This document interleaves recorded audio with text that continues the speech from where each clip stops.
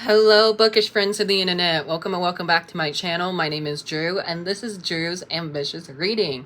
I hope you all are having an amazing Wednesday so far, because it is Wednesday for me. This video you guys will see will go up on Monday. I was too lazy to do my hair today, so sorry if it's gonna be crazy and in the way.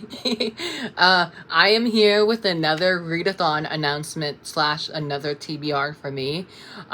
This one is also hosted by another friend of mine from Clint over at Read the Readers channel. He is hosting a readathon called I Know What You Did Last Summer. I haven't seen the movie, or if it's a show, I haven't even seen it.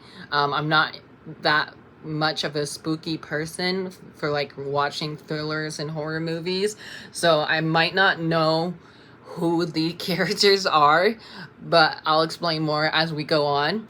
But these are just fun reading prompts, and I wanted to read some spooky books for October, and I found perfect books for each of the prompt. There was one that I struggle with, and I'll show you at the end. But anyways, like I said, this is hosted by Clint over at Read the Readers channel, who I'll leave down below. You guys should definitely go check him out.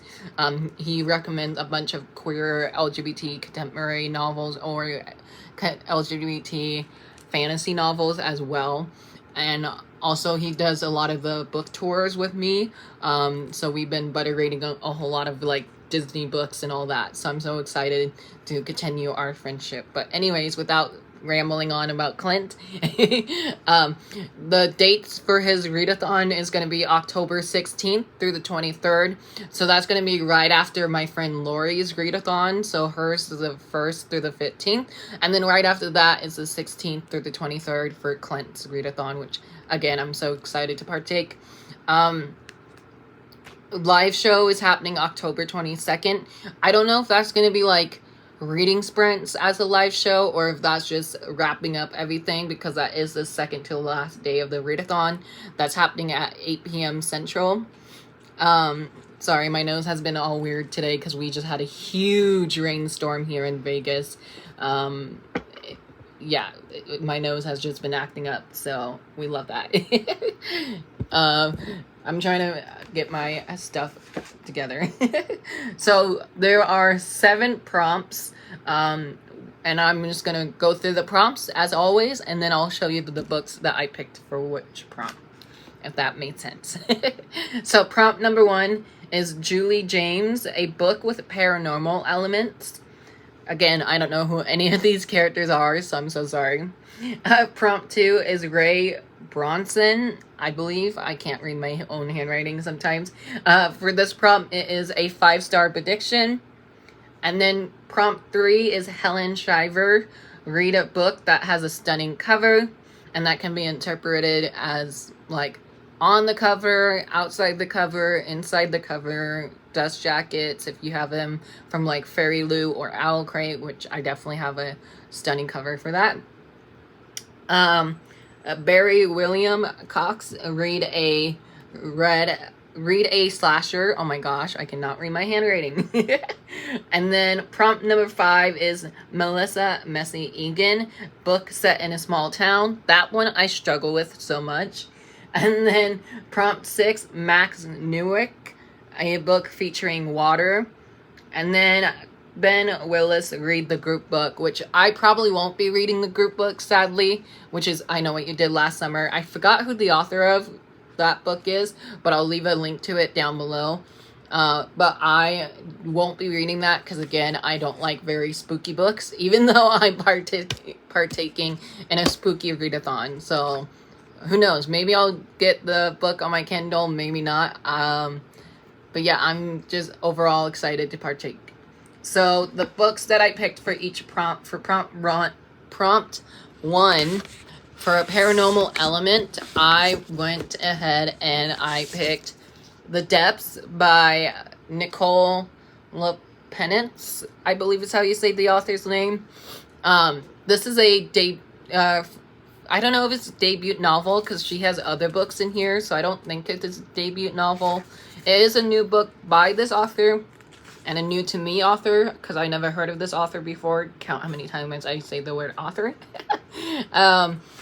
But overall, I just got this month. It sounds spooky. It's set on a deserted island, and I asked in my Cool Reads Book Club group chat if a deserted island counts as a paranormal element, and some people said yes, some people said no. So I'm gonna count it. I mean, why not? It's gonna get me another Owl Crate book off my TBR shelf. So this is the first book that I'll be reading for this readathon. And then for a 5-star prediction, I think Nothing More to Tell by Karen M. McManus will be a 5-star prediction. This can also double up for Set in a Small Town, because I know this is set in a small town. But yeah, I'm very excited for this one. I had a physical arc of this since April of this year because I got it at Y'all West. I'll leave my Y'all West vlogs up above or down below. But I'm overall really excited for this, and I hope I love this one because I bought a finished copy to get in my collection. So yeah, I really hope I love this one, and we'll see what I think, and I'll let you guys know at the end of the month. Next book is the one with a stunning cover. I don't know, this series has a stunning cover overall, and that is The Final Gambit by Jennifer Lynn Barnes. Some people might say this isn't stunning, but I really love this cover. The red is just super bold, and this is a YA mystery thriller. This is the third and final book in the trilogy as well. So if I do get around to reading it in October, I will be completing a series. But also, I'm supposed to be buddy reading this with my friend Kaylani over at Kaylani Simply Me. Oh my gosh, I can't say your name so fast. But I'll leave Kaylani's channel down below, and we're gonna buddy read this one together, and I cannot wait to do so. The next one I have is to read a slasher, and again, I don't read too many slasher books or mystery thrillers, so I'm going to be reading Final Girls by Riley Sager. Obviously, this has a slasher in it because it's called Final Girls. This is my second Riley Sager book that I haven't read yet. I haven't read his new book, The House Across the Lake. I tried reading that back in July, and I just wasn't like in a mood for it at the time. So I'm hoping I will love this one a bit more than his newest book. So I might pick up his newest book for this readathon too, because that one also deals with water. So I could use that for the water prompt. But yeah, I'm very excited for this. This is one of my older Riley Sager books. I believe this was his first one as well. So curious to see what his writing is like in this one. I know there's a lot of mixed reviews here on book 2. And then for read a book in a small town setting, according to my Google/Goodreads research that I did before I did this video, I have The Night Swim by Megan Golding. I know Kaylani also read this recently, and she really enjoyed it. I think she gave it like a 4 or 5 stars. Can't remember if it was a 5-star exactly, but I know she said, she texted me afterwards and she was like, yeah, this was amazing, you should definitely check it out. I think this has a podcasting element in this book as well, so I love that in a setting. And it deals with water as well, because it deals with someone dying in like a lake or the ocean, I believe. This looks more like an ocean to me than a lake. But this could also go for a book featuring water, obviously, because that's what I picked it for, and set in a small town. So yeah, this one I'm going for set in a small town, because that's what it said on my Goodreads research that I did. And then the final prompt before the group book is the book featuring water. According to the Goodreads summary, The Drowned Woods by Emily Lloyd Jones deals with water. I'm very excited that it does deal with water, just because, again, another Owl Crate book that I have, and another Owl Crate book I can get off my TBR shelf.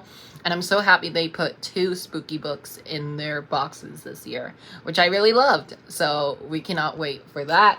On the back of this book says, the girl learned that water could save a life, or take it. It was a lesson she wouldn't forget. Dun, dun, dun. I don't know too much about this. I believe I did an unboxing for this one on my channel here, so I'll leave a link up above or down below for this unboxing.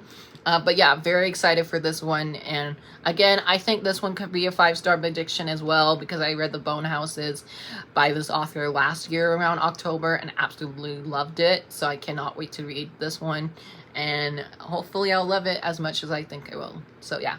So yeah, there you have it. Those are all the books that I will be reading for Clint's readathon. Thank you so much, Clint, for hosting an amazing new readathon. I hope it will go well for everyone. Again, all the information will be linked down below, and I hope you all have a great day or night. If you haven't hit that subscribe button yet, please do turn your notification on so you don't miss any new videos coming from me every Monday, Wednesday, and Friday around 8 a.m. Pacific Standard Time. Thank you guys so much for watching. I hope you have a great day or night. Let me know down below if you're participating and what books you'll be reading for each prop.